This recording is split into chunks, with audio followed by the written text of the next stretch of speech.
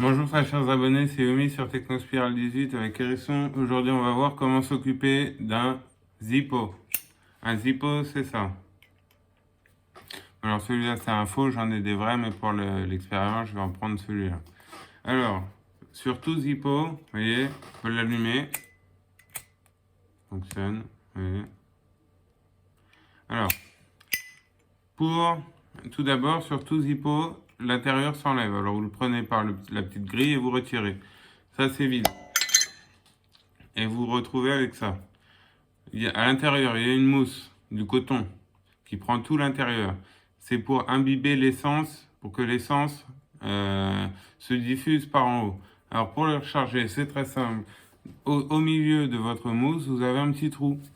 Ce trou-là, il est fait pour y mettre ça. Alors on l'ouvre, mettez votre truc blanc comme ça, et alors vous rentrez l'embout de la bouteille dedans, et vous appuyez, et vous attendez jusqu'à ce que ça déborde.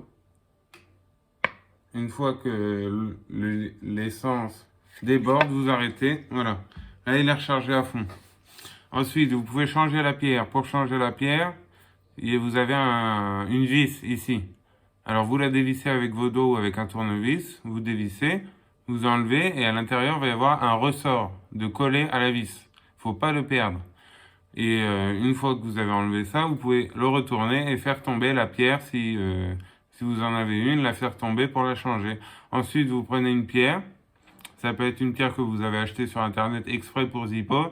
Sinon, vous pouvez aussi casser des bics. Les petits bics et les gros bics, vous pouvez récupérer la pierre car elle correspond au Zippo et au clipper. Vous pouvez casser un bic pour prendre la pierre pour la mettre dans votre Zippo.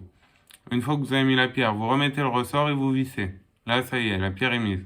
Ensuite, à l'intérieur, la mousse, elle s'enlève. Si elle s'imprègne plus ou quoi, vous pouvez l'enlever et en remettre. Ça s'achète, on achète le coton sur Internet ou vous pouvez même mettre du coton normal.